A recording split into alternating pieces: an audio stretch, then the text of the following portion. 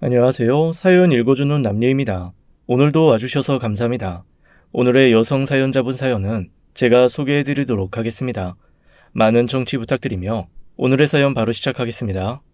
안녕하세요. 저는 이제 70을 바라보는 60대 말의 여성이랍니다. 저는 남편과의 슬하에 아들 둘과 딸 하나를 두고 있어요.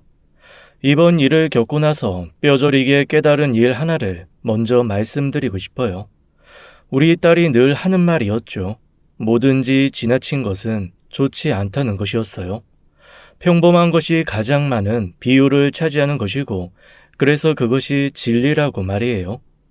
이 나이에 인생의 교훈을 얻었다고 하는 말이 우스울지 몰라도, 아무튼 저는 이번 일로 아랫사람의 말이라도 들어야 할 말은 들어야 한다는 것을 알게 되었답니다.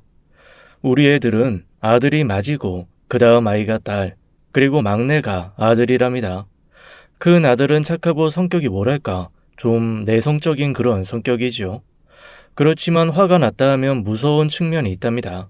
언젠가 회사 일로 뭔가가 잘 안 풀렸던 적이 있었나 봐요. 뭔가를 비닐에 넣어서 싸들고 들어오더니 제 방에 틀어박히더라고요. 걱정이 되어 들어가 보았죠. 소주 2병을 잔도 없이 안주도 없이 그냥 벌컥벌컥 마시고 있었답니다. 그리고 나서도 아무 말 없이 그냥 책상을 한번 쾅 치더니 잠이 들더라고요. 그렇게 며칠 동안 말이 없었죠. 이런 일은 간헐적으로 일어났어요. 내성적이다 보니 마음에 힘든 일들을 쌓아두고 사는 성격이고, 그래서 우울증 진단을 받고 약을 잠시 먹은 적도 있었죠. 그리고 우리 딸로 말하자면 사실 이 아이가 아들이었으면 참 좋았겠다 싶을 정도로 믿음직한 아이랍니다. 일단 머리가 좋았어요. 공부도 잘했죠. 명문 여자대학교에 입학시켜 사회생활에 대한 기대도 컸지만 남편감을 만나서 결혼을 하고는 잠시 직장을 다니다가 그냥 가정주부로 눌러앉더군요. 침착하고 성격이 똑 부러지는 그런 아이지요. 그리고 막내인 우리 둘째 아들이 있죠. 이 아이는 제 형과는 달리 참 명랑하고 낙관적인 아이예요. 어떤 일이 잘못된 것이라는 생각을 잘 안 하고 사람을 쉽게 믿는 성격이었어요. 그게 너무 심하다 보니 오는 부작용도 있었죠. 예컨대 시험이 바로 코앞인데 걱정도 안 하고 자고 있는 일이 허다했죠. 성남아, 일어나. 내일부터 중간고사라고 했잖니. 얼른 일어나서 밥 먹고 세수 한번 하고 공부해라. 지난번에 성적 떨어져서 엄마가 학교에 갔다 왔잖아. 걱정 마세요, 엄마. 내일 아침에 일어나서 잠깐 보고 들어가도 웬만큼 성적 나와요. 이런 식이었어요. 큰아들이 우리 애들 아버지하고 성격이 좀 비슷하다고 해야 할까요? 애들 아버지도 사람들과 어울리는 것을 그다지 좋아하지 않고 자신이 좋아하는 일에 매달려서 혼자 집중하는 그런 스타일이었어요. 그러다 보니 술을 좋아하지는 않지만 큰 아이처럼 스트레스가 심할 때 포금을 하고 그냥 잠들어 버리는 경우도 꽤 있었죠. 부자가 둘 다 주사 같은 것은 없었지만요. 저는 큰아들의 그런 성격이 늘 걱정되었어요. 어떤 일에 집착하면 무섭게 집착하게 되고 실패할 경우 실망감이 그만큼 크게 다가오지요. 그렇지만 실망하면 또 그 실망감을 남보다 못 견뎌 하는 성격, 우울증에 노출되기 쉬운 성격이라고 우울증 진단을 받아서 잠시 치료하던 시기에 아들의 주치의가 해준 말이었어요. 어쨌든 이렇게 각자 개성이 또렷한 아이들은 별 탈 없이 자라서 각각 출가를 하게 되었죠. 그래서 며느리 둘 있고 사위도 있지요. 그런데 요즘 아이들답지 않게 큰아들 내외는 저희와 함께 살고 있었지요. 집 마련 문제 때문에 우리가 이래저래 걱정하는 것을 알게 된 큰아들이 조심스럽게 며느리에게 부모님과 함께 사는 것이 어떠냐고 의견을 물었던 건가 봐요. 요즘 아이들이 어디 시부모 모시려고 하나요? 그런데 정말 안 한다고 할 것이다 라고 생각하고 물어본 말에 며느리감은 생각할 것도 없다는 듯이 그러자고 했다는 것이었어요. 엄마, 우리 엄마 아버지 모시고 이 집에서 살 거예요. 집 마련해 주실 걱정 같은 거 안 하셔도 돼요. 그 사람하고 이야기 끝났고 그러자고 했어요. 아니, 그게 무슨 말이니? 요즘 세상에 그렇게 쉽게 시부모 모시겠다고 하는 아가씨가 어딨어. 네가 강요한 거 아니니? 우리는 괜찮어. 꼭 돌봐야 하는 사람이 있는 것도 아니고 어떻게든 집 마련해 줄 것이니 나가서 따로 살아. 아들이 집에 와서 이 얘기를 자랑스럽다는 듯이 해주었어요. 우리는 처음에는 사양했지요. 사실 며느리 재미를 보기 위해서야 데리고 살아야겠지만 데리고 사는 일도 녹록한 일은 아니거든요.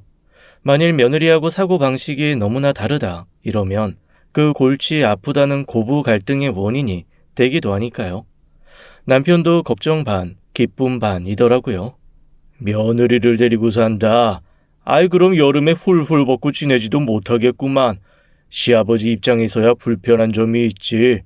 아이 그렇지만 당식 생각에 따르지. 뭐 며느리 가까이 두고 며느리 재미 보는 것도 나쁘지 않아. 그래도 남편이나 저나 어쨌든 좋다는 감정이 앞섰답니다. 그래서 짐짓 사양하는 척하면서 아들의 제안을 받아들였어요. 그렇게 맏며느리를 보았고 그 다음에 딸을 결혼시켰어요. 그리고 마지막으로 막내인 아들까지 모두 결혼해서 살림을 꾸렸죠. 맏며느리는 원래 우리 딸의 학교 친구였어요. 그러니까 좋은 대학교를 나온 머리 좋은 아가씨였죠. 거기다 인물까지 좋은 아이였어요. 우리 아들도 남못지 않은 학교를 나와서 직장을 다니고 있긴 했지만 인물이나 학벌 등을 볼 때 며느리는 우리 아들보다 훨씬 좋은 혼처를 찾을 수 있는 아이였죠. 큰아들은 그 성격대로 며느리 될 아이에게 꽤 집착을 했죠. 집에 놀러온 제 동생의 친구를 마음에 둔 것이었어요. 혼자 끙끙 앓다가 드디어 동생에게 어렵게 말을 꺼냈나 봐요. 혜선아, 네 친구 있잖아. 왜 명이라고. 그 친구 나 좀 소개시켜주면 안 되니? 내가 그 친구가 마음에 들어서 그래. 하하 웃고는 있었지만 아주 부끄러운 투로 간신히 딸아이에게 이야기하는 것을 저도 들었죠. 오빠, 걔 오빠하고 맞는 애 아니야. 얼굴 반반한 만큼 주변에 남자도 많고 신분 상승 욕구 같은 것도 있고 야망이 커서 우리 집하고는 안 맞아. 어쨌든 오빠하고는 아니야. 주변에 남자가 많다는 말이 마음에 걸렸지만 워낙 예쁘게 생긴 아이라 그런가 보다 했습니다. 그런데 한편으로 저는 딸이 좀 야속하더라고요. 무슨 말을 저렇게 콕 집어서 하나 싶었죠. 그래도 아들은 포기하지 않고 딸에게 부탁을 하는 것 같았어요. 한번 결심하면 집착이 강한 제 오빠의 성격을 생각했는지 딸아이가 결국은 그 친구와 제 오빠 사이의 다리가 되어주었죠. 딸아이는 소개를 해주면서도 툴툴거렸어요. 남자들은 정복력 같은 게 있어서 그런가? 남자 관계 복잡하다는데도 그렇게 끝까지 소개해달라고 하네. 하여간 오빠 집착에 내가 졌다 졌어. 자리 한번 마련해볼게. 명희 같은 애가 오빠를 좋다고 할 리 없지만 오빠가 하도 부탁하니까 내가 어쩔 수 없이 해주는 거야. 소개해줘 봐야 둘이 잘 될 리 없다고 단정지었던 딸 아이의 생각과는 달리 둘은 말도 잘 통하고 빠르게 연애를 시작하는 것 같더라고요. 그것도 모자라서 어느 날 아들 녀석이 제게 들어와서 멋쩍은 얼굴로 말하더라고요. 엄마, 저 있잖아요. 그 왜 명희가요. 뭘 그렇게 더듬어? 명희가 왜? 둘 사이에 무슨 일이라도 있어? 그게 아니라요. 우리 결혼 좀 빨리 해야 할 것 같아요. 걔가 지금 홀몸이 아니라서요. 뭐라고? 그러니까 아이를 가졌다 그거니? 아이고, 이걸 뭐라고 말해야 하나. 그런데 저도 나름 요즘 할머니랍니다. 그런 일이 흉이 되는 세상인가요, 어디? 혼수로 손주까지 챙겨온다는 말도 있다잖아요. 솔직히 마음속으로 걱정보다는 기쁨이 앞섰답니다. 아직 손주를 보진 않았지만 제가 확실히 할머니가 되었구나 싶었어요.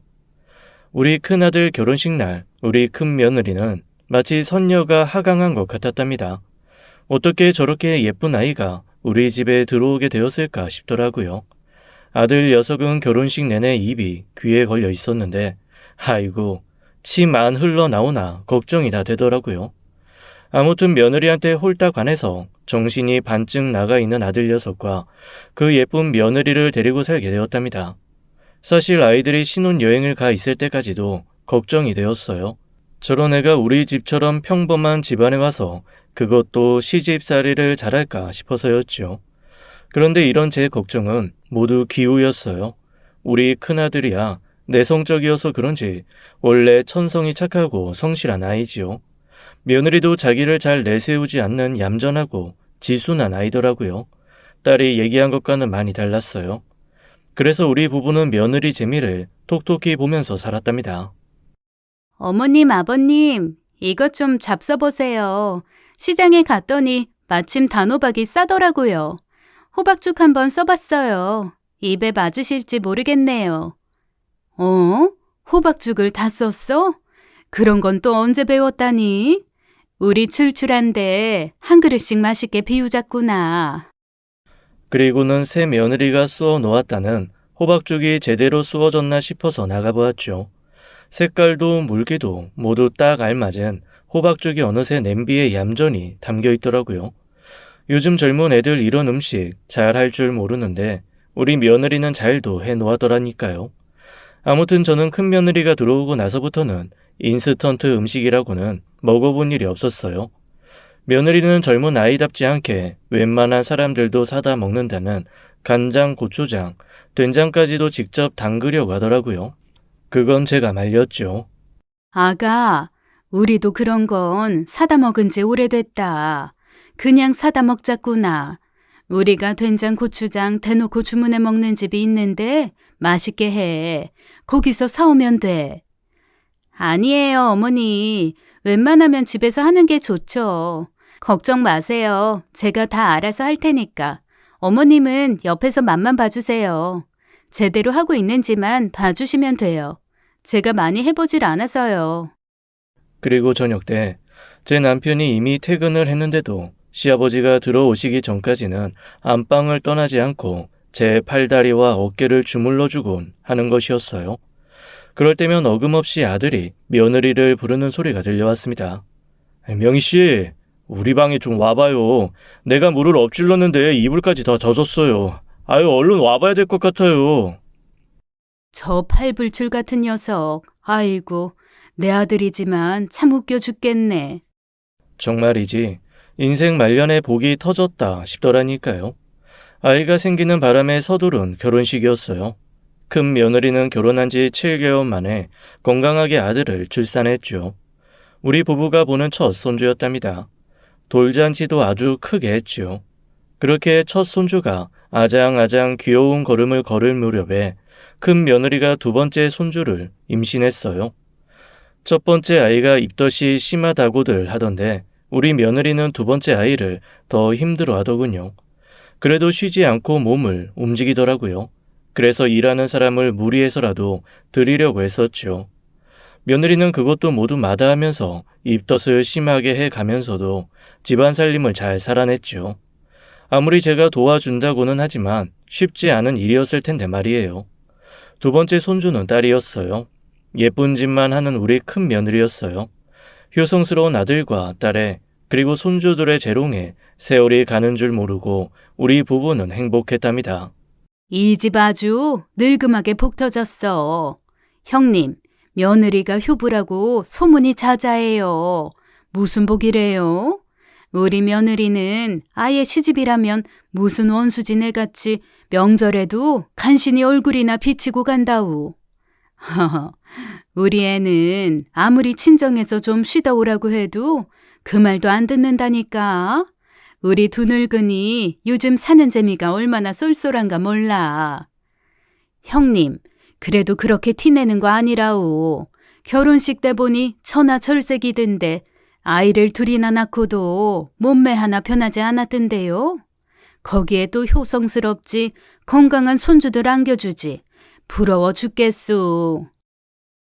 며느리는 온 친척들 간의 부러움과 칭찬의 대상이었죠. 며느리가 시집을 와서는 집 밖에 모르는 현모 양처로 사는 것 보고 제일 놀란 것은 다른 사람이 아닌 딸아이였어요. 결코 그럴 애가 아니었다는 것이었죠. 심지어 제 오빠에게 딱 꼬집어서 오빠하고는 안 어울린다고 말하는 것을 제가 들었는걸요. 딸아이가 시집 갈 때까지 2년을 같이 살았더랬죠. 그 2년 동안을 지켜보니 올케가 자신이 생각했던 것과는 다르다고 생각했겠죠. 처음에는 좀 서먹한 것 같더니 나중에는 살가운 시누이 올케 사이가 되더라고요. 그렇게 딸을 출가시켰고 이어서 막내인 둘째 아들도 역시 짝을 찾아 살림을 꾸렸어요. 모두 제 맘에 드는 며느리 사이였답니다. 큰 며느리를 빼놓고는 인물이나 환경이나 크게 돋보이지 않는 아이들이었지만 성실하고 착한 것은 모두 같았어요. 저는 그게 제일이라고 생각했지요. 큰 며느리만한 보물은 없었지만 둘째 며느리는 둘째대로 예쁘고 사위는 사위대로 기특했답니다. 우리 두 늙은이 이제 아프지 않고 아이들에게 피해 끼치는 일 없이 저 세상으로 가는 일만 남았다고 생각했죠. 그런데 사실 저는 저 자신 때문에 많이 불안했어요. 집안 식구들도 저에 대한 걱정이 많았죠. 우선 저희 친정 아버지가 혈압 때문에 일찍 세상을 뜨셨답니다. 저희 남매는 자그마치 7남매였는데 하나같이 40대에 막 접어들어서는 혈압 약을 먹기 시작했어요. 저도 예외가 아니었지요. 아니, 제가 제일 혈압이 높고 그에 따른 지병도 많았답니다. 혈압에 당뇨에 고지혈에 모두 좋지 않은 수치를 보이고 있었어요. 그러나 평상시에 관리를 잘하고 있었기 때문에 당장 무슨 일이 일어날 것 같지는 않았지만 혹시라도 잘못되면 아이들에게 큰 피해가 갈 것이라는 생각에 행복하면서도 외줄 타는 듯 했죠. 쓰러져서 얼른 저 세상으로 가면 다행인데 그러지도 못하고 누워서 아이들을 괴롭히면 어쩌나 하는 생각을 하면 정말로 불안했어요. 그래서도 특히 제 몸 관리에 힘을 썼죠. 제 몸 하나 잘 챙긴다는 것이 아이들에 대한 내 도리라고 생각했어요. 너무 늦지 않은 시간에 일어나서 아침 운동을 빠지지 않고 했고 의사의 지시에 절대적으로 따르면서 먹는 것에 신경을 썼지요. 조금이라도 몸에 좋지 않은 것은 멀리 하려고 했었답니다. 아가, 이번에도 수치가 안 좋구나. 이러다가 너희들에게 무슨 해를 끼치게 될지 걱정이다. 어머니, 무슨 그런 생각을 하세요. 관리 잘하고 계시니 큰일 없을 거예요. 그리고 만에 하나 누워 계시게 되더라도 제가 잘 모실 거예요. 그러니 너무 불안해하지 마세요. 그게 오히려 어머님께 안 좋은 일이에요. 사실 그랬답니다. 마음 편하게 먹는 것보다 좋은 약이 어디 있겠어요? 그래서 며느리 말대로 마음을 편하게 먹으려고 노력하면서 꾸준히 관리를 했죠. 다행히 제 상태는 크게 나빠지지는 않고 있었답니다. 그러던 중 집안에 생각지도 않은 경사가 생겼어요.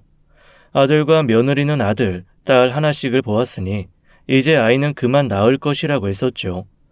요즘 세상에 아이 둘을 키우는 것도 힘든 일이었으니 무리는 아니었어요. 그런데 덜컥 며느리가 다시 임신을 했답니다. 아들의 입에서 조심스럽게 이런 이야기가 나왔어요. 엄마, 이번에는 아무래도 병원에 가서... 그게 무슨 말이냐? 지우잔 말이냐? 어떻게 애비가 돼서 그런 생각을 할 수가 있어. 그건 못할 일이다.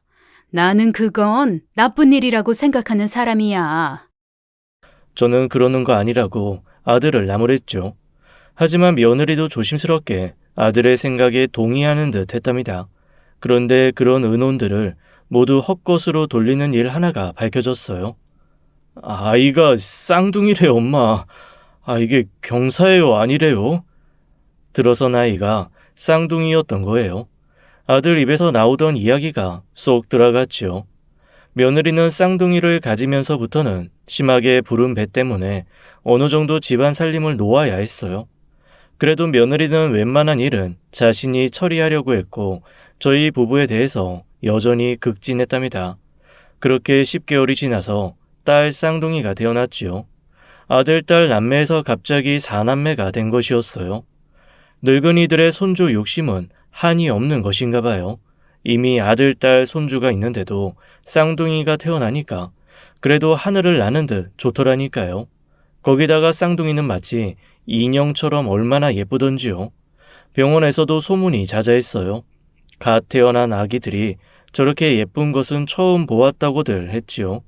정말 인형같이 일란성 쌍둥이를 보니 저절로 웃음이 지어지더군요. 물론 현실적인 문제도 걱정이 없는 것은 아니었어요. 요즘 세상의 외벌이노는 아이 하나 키우기도 힘이 들어서 맞벌이를 하고 둘을 키우는 것은 엄두도 못 내는 세상이라잖아요. 아들의 연봉이 아주 적은 것은 아니지만 넷이나 되는 아이를 어떻게 키워낼까 걱정도 많이 되었죠.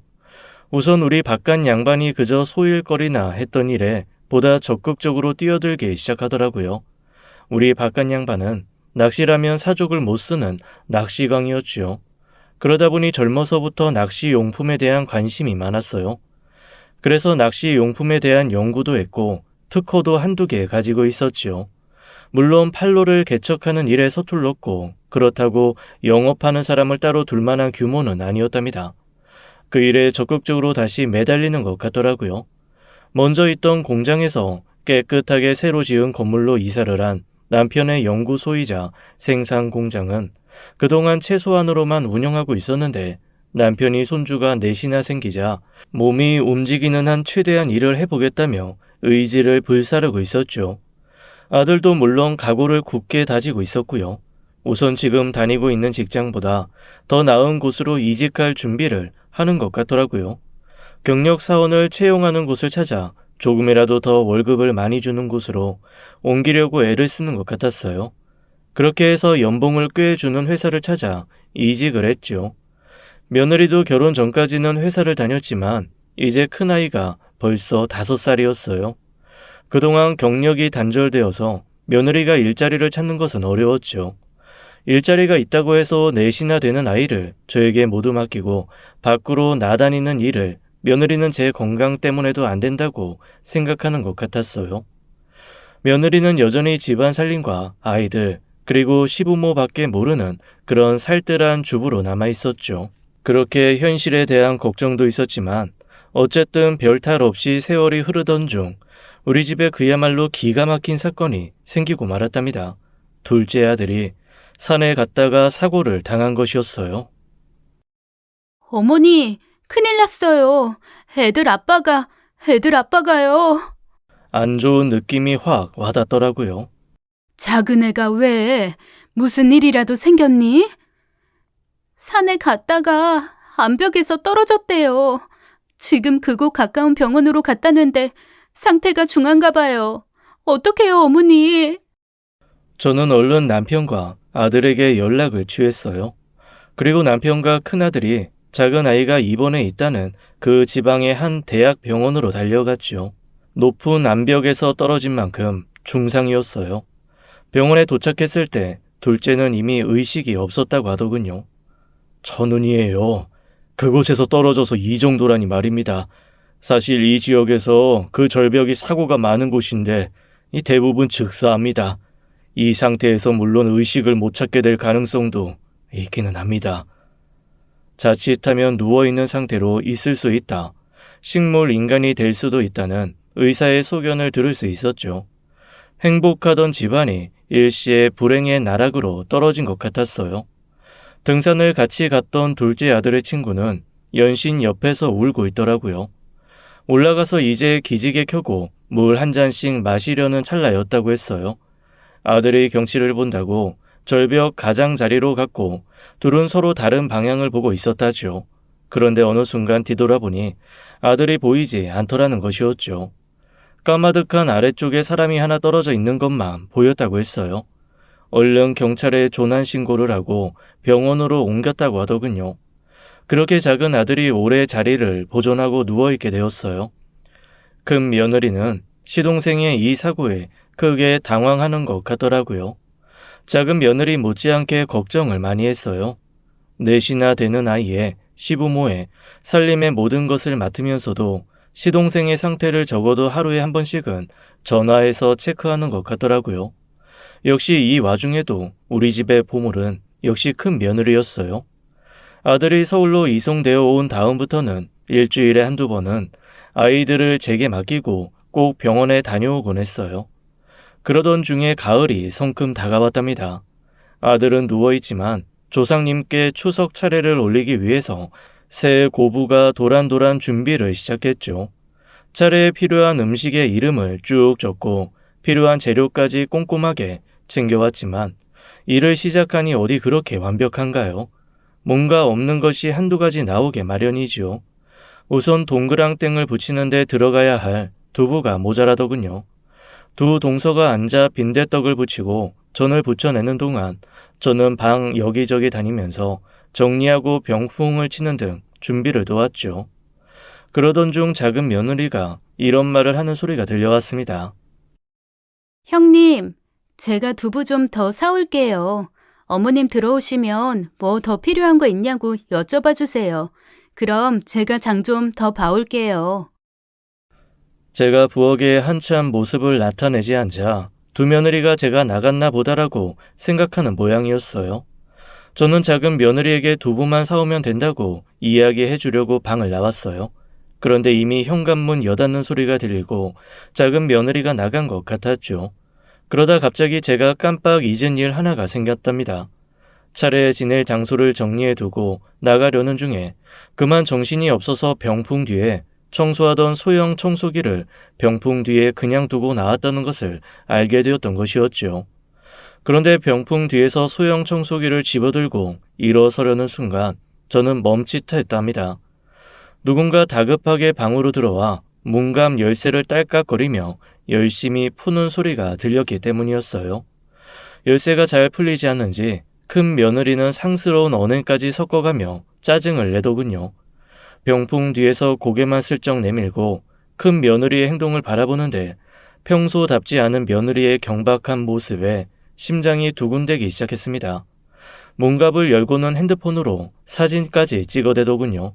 찰칵찰칵 소리가 몇 번 들려오더니 며느리는 다시 문갑을 대충 채워놓고는 급하게 나가는 소리가 들렸습니다. 그제야 저는 소리 없이 병풍 뒤에서 나와 문갑 쪽으로 다가가 서랍 속 서류를 확인해 보았어요. 그리고는 저도 모르게 실신했습니다. 정신을 차려보니 병원이었어요. 평소 지병을 앓고 있었는데 충격으로 제가 쓰러진 모양이었습니다. 처음 눈을 떴을 때 딸아이 얼굴이 보였죠. 딸은 제 걱정을 무척이나 하는 듯한 표정이었어요. 딸의 말로는 쓰러진 저를 작은 며느리가 발견해서 구급차를 불렀다고 했습니다. 그 얘기를 듣는데 큰 며느리가 괘씸하다는 생각이 들더군요. 분명히 누구보다도 먼저 제가 쓰러지는 소리를 들었을 텐데 말입니다. 대체 무슨 일이 있었냐고 묻는 딸에게 고민 끝에 제가 겪은 일을 털어놓게 되었죠. 그러자 딸은 무슨 큰 결심이나 한 듯이 잠시 집에 다녀온다고 하고는 다시 병원에 와서 제게 무언가를 전해주었습니다. 저는 그것을 본 순간 큰 결심과 함께 마음을 굳게 먹어야 했어요. 병원에 있는 동안 자꾸만 혈압이 치솟아 의사는 제게 약을 처방해 주었고 저는 어쩔 수 없이 억지로라도 안정을 취할 수밖에 없었습니다. 저도 모르는 사이에 잠이 들었는데 병실 문 밖에서 어렴풋이 큰 며느리의 목소리가 들려왔어요. 노인네 그냥 죽게 두지 왜 살렸대? 이 소리가 마치 악몽 속에서 들리는 것처럼 들려왔죠. 정신을 차리려고 눈을 이리저리 굴리고 애를 쓰다 보니 어느덧 아들이 병실 문을 열고 들어와 있었습니다. 눈을 떠보니 큰아들과 큰 며느리가 저를 내려다보고 있었어요. 엄마, 정신 들어요? 어머니, 이제 괜찮으신 거예요? 정말 괜찮으신 거죠? 얼마나 걱정을 했는데요. 가증스럽더라고요. 이해가 정말 내가 알던 그 큰 며느리가 맞는지 생각이 복잡했죠. 베개 밑에 넣어두었던 딸이 전해줬던 그 서류를 아들 앞에 들이밀었습니다. 아들이 그것을 보는 순간 며느리의 뺨을 힘껏 후려 갈기더군요. 그리고 저는 며느리의 얼굴이 하얗게 질리는 것을 분명히 보았어요. 서류는 쌍둥이 딸과 아들의 친자 관계 확인 서류였죠. 쌍둥이들이 제 아들의 친자가 아니라는 증거죠. 의심은 어느 정도 하고 있었지만 이럴 수가... 평소 며느리를 의심하고 있었다는 아들의 말이 제 가슴을 후벼 파더군요. 그동안 술을 마시며 방황하는 아들의 모습이 왜 그랬는지 그제야 이해가 갔습니다. 그런데 아들에게 용서를 빌어도 모자랄 판에 며느리의 행동은 가관이었어요. 가방에서 무언가를 꺼내더니 제 침대에 던지더군요. 며느리의 행동은 또 한 번 저를 놀라게 했습니다. 그건 다름 아닌 친양자 입양 관계 증명서였어요. 사실 제 둘째 아들은 제 친자가 아닙니다. 여기엔 사연이 있어요.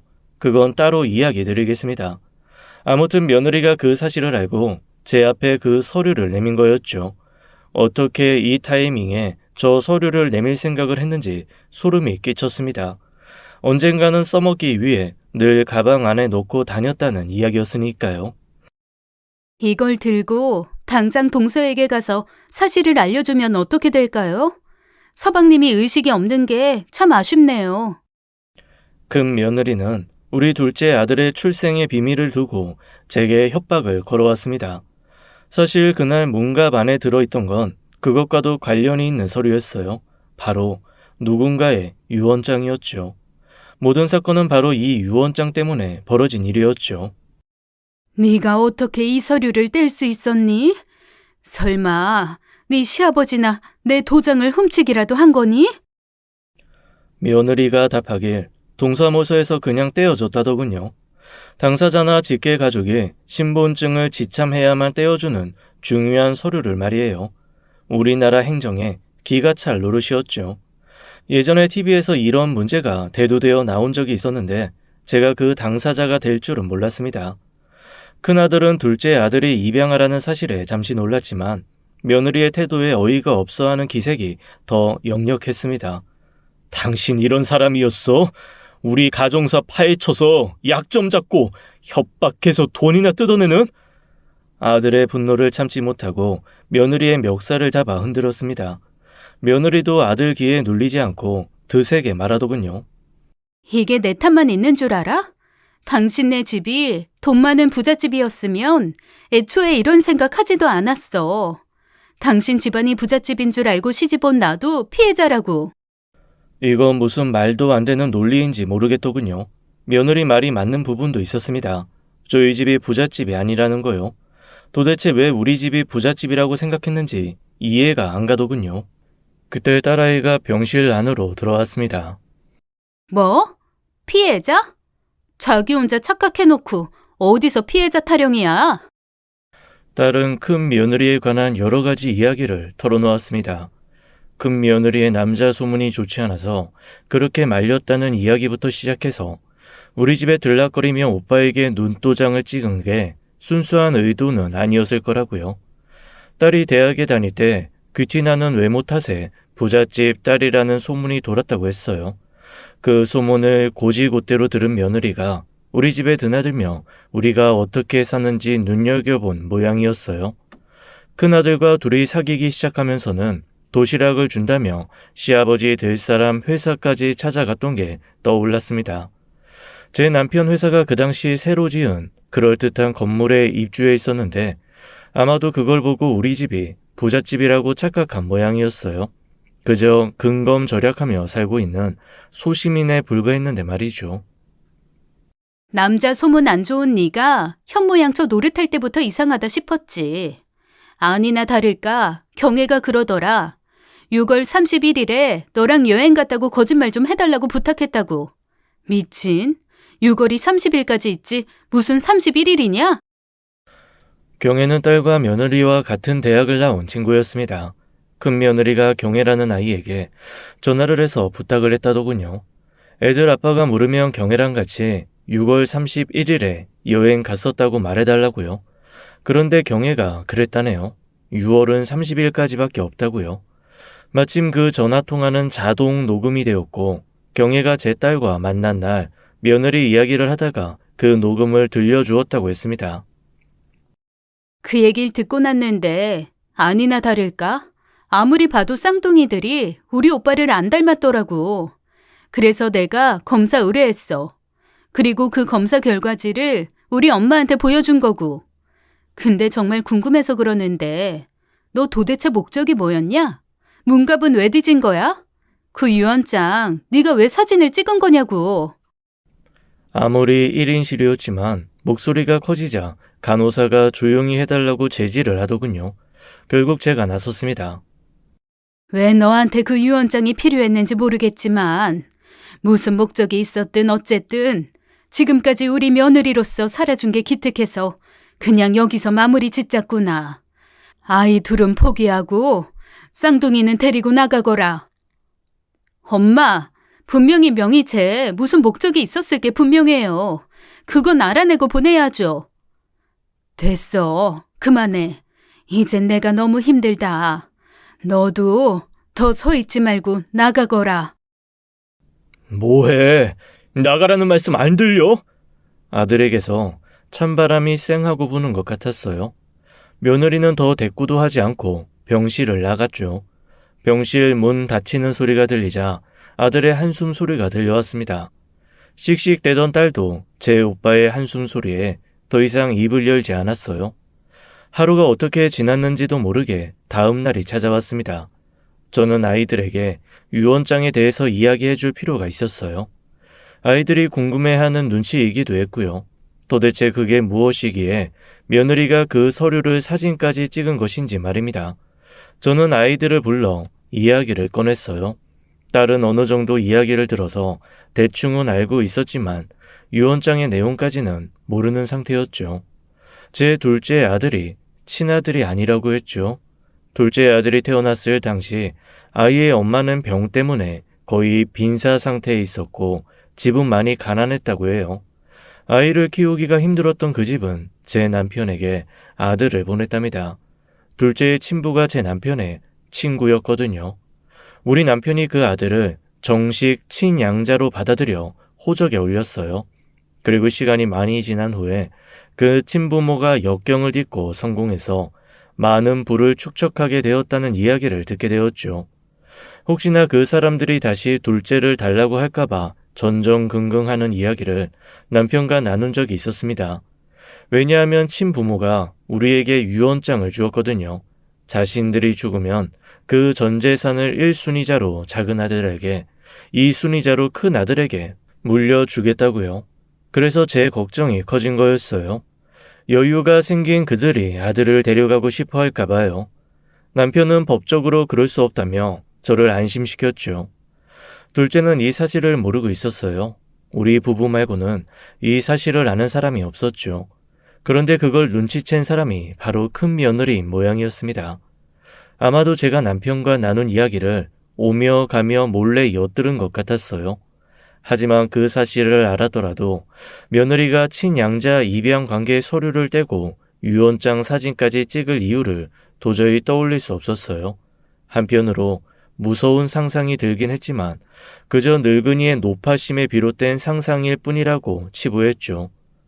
모든 이야기를 들은 아이들은 혼수 상태에 빠진 둘째 아들을 더 안타까워했습니다. 우리 모두 둘째가 하루 빨리 깨어나기를 빌고 또 빌었죠. 저는 이틀 더 입원해 있다가 퇴원을 하게 되었습니다. 딸아이와 아들이 번갈아가며 제 몸을 살펴주었어요.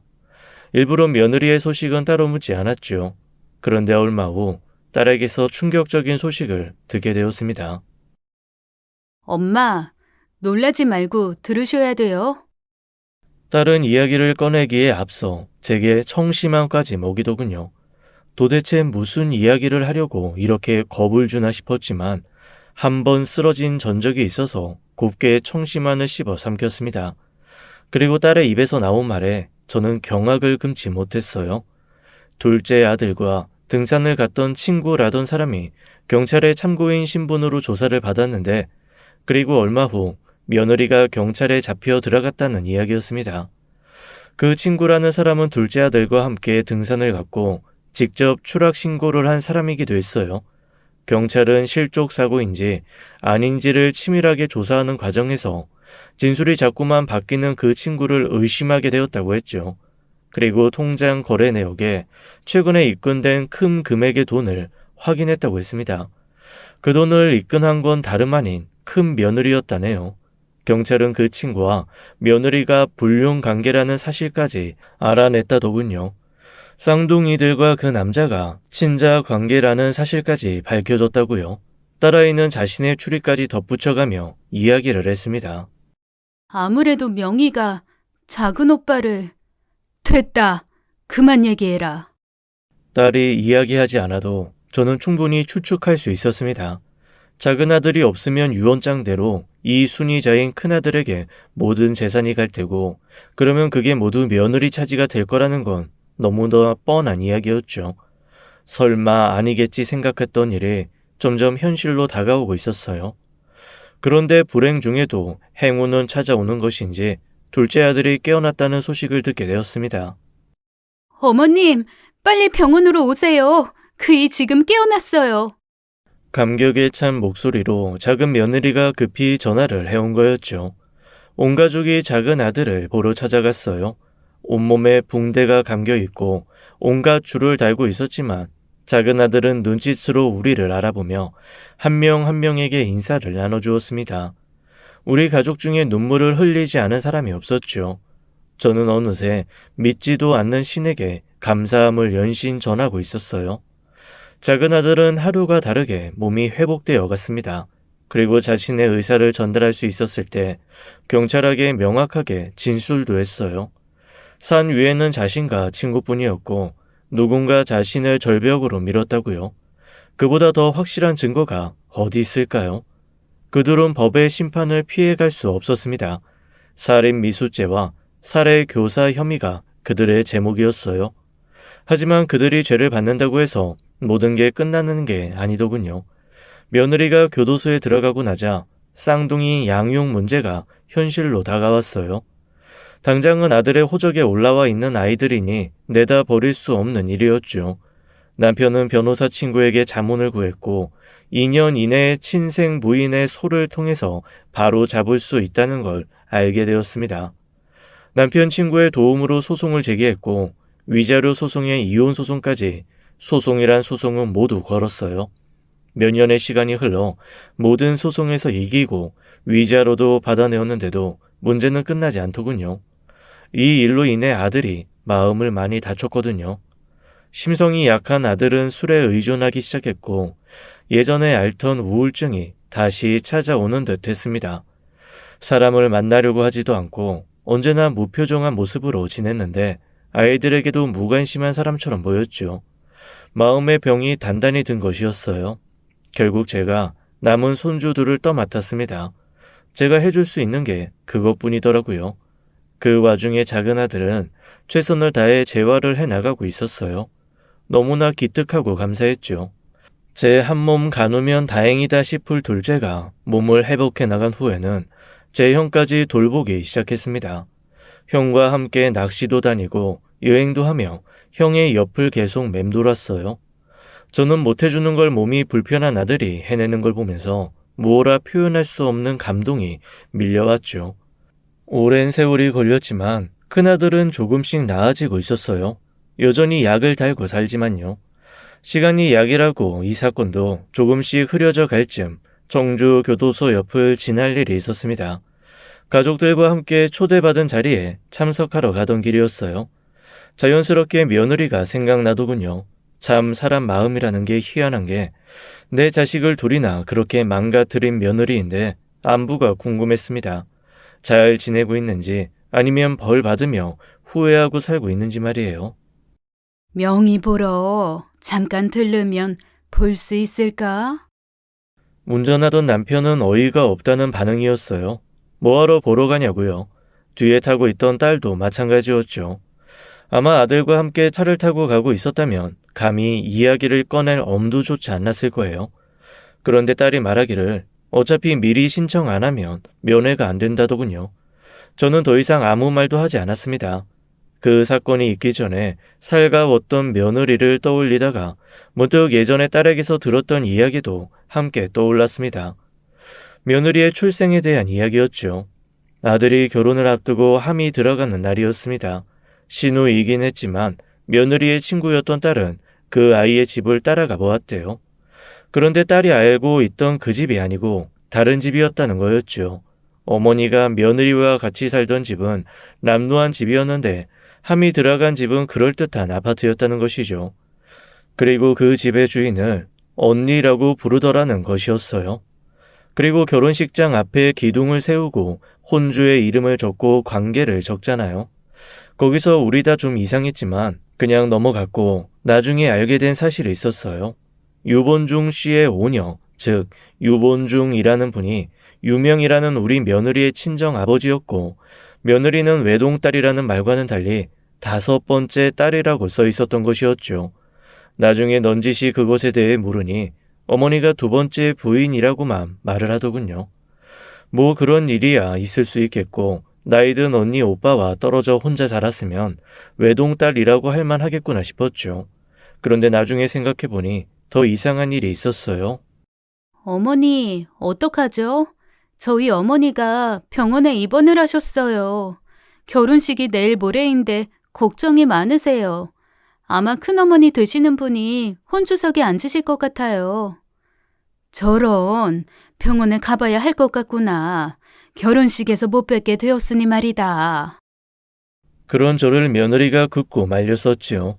절대 안정을 취해야 하시는 상태라고 말이에요. 그래서 결혼식장에는 연로하신 아버지와 아주 어울리는 연로하신 큰어머니라는 분이 혼조석에 앉으셨다고 하더군요.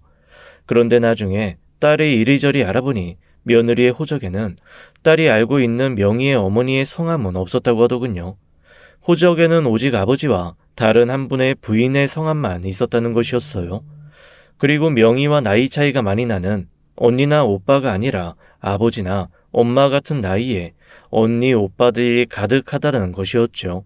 즉 며느리의 친어머니는 호적에도 오르지 못하신 첩의 신분인 것 같았다고 딸이 말하더라고요. 그 이야기를 들었을 때 며느리가 참 가엾다는 생각이 들었습니다. 그렇게 불우한 환경에서 자라왔구나 싶어서요. 아무리 환경이 그랬다 쳐도 이런 독한 짓을 저지른 것은 동정할 만한 일이 아니었어요. 순간 스쳐 지나가는 연민을 고개로 가로저어가며 털어냈습니다. 온갖 잡념에 사로잡혀 멍을 때리고 있을 때 전화 벨소리가 들렸습니다. 엄마, 우리 도착했어요. 형도 곧 도착한대요. 엄마 언제쯤 도착하세요? 응, 우리도 거의 다 왔어. 우리 아들 운전하느라 피곤했겠네. 피곤은요 무슨, 이 정도 문제 없어요. 그래도 네가 몸이 힘들까봐 그렇지. 엄마, 저 예전에 비리비리 둘째 아니에요. 아시잖아요. 저 헬스 트레이너 저리 가라 할 만큼 몸 좋은 거. 그 운동도 적당히 해. 지나친 건 안 좋은 법이야. 알았어요. 어? 형 왔나 봐요. 그럼 조심히 오세요. 작은 아들은 그 일을 겪고 나서 자신이 우리 부부의 친아들 아니라는 사실을 알게 되었습니다. 그리고 친부모님을 만나보고 싶다는 아들 말에 따로 연락을 넣어 만나게 했죠. 의외로 둘째 아들은 덤덤했어요. 혹시나 친아들이 아니라는 사실에 충격받을까봐 걱정했는데 말이에요. 장난스레 부모님이 두 분씩이나 있어서 좋다며 너스레를 떠는 작은 아들이었어요. 아마도 생사의 기로에 서 보았기에 이런 일쯤은 아무것도 아니라고 여기는 것일까요? 작은 아들의 진짜 속마음은 모르겠지만 우리 부부에게 진정으로 감사하고 있다는 것만큼은 확실히 알 수 있었죠. 그 후로 작은 아들의 친부모님과도 왕래를 하며 지내게 되었습니다. 제 남편의 친구이기도 했으니 서로 가까워지는 건 문제도 아니었죠. 그동안 아들 문제가 끼어 있어서 서로 일부러 멀리한 거였는데 다 까고 나니 오히려 서로 편해지더라고요. 오늘 이렇게 만나러 온 이유도 바로 그분들의 초대 덕분이었어요. 작은 아들의 친부모님이 보육원을 설립하게 되어서 축하하려고 모인 자리였습니다. 이렇게 능력 있고 좋은 일 하는 분들이 억지로 자식과 떨어져 지내려니 얼마나 마음이 속상했을까요? 제가 그 마음을 헤아리지 못했던 게 미안할 따름이었죠. 그저 내 자식 뺏긴다는 생각만 했던 것 같습니다. 우리 가족은 조금씩 제 자리를 찾아 나가고 있었어요. 가족들과는 그 보육원에 다 같이 모여 봉사하러 가곤 한답니다. 그러던 어느 날 큰 아들에게서 좋은 소식이 들려왔어요. 우리 모르게 어떻게 만난 건지 보육원 선생님과 만나고 있다고 슬며시 얘기한 거였죠. 큰아들이 곁에 누군가를 내어줄 만큼 여유가 생긴 것 같아 마음이 놓이더군요. 새로 만나는 아가씨는 참 착한 아가씨였어요. 작은 아들의 친모가 칭찬을 아끼지 않는 걸 보면 신혼만큼은 확실한 사람 같았죠. 두 사람이 앞으로 어떤 사이가 될지는 모르겠지만 큰아들이 행복해졌으면 하는 바람입니다. 여전히 우리 가족은 제 자리를 찾아 나가는 중이랍니다.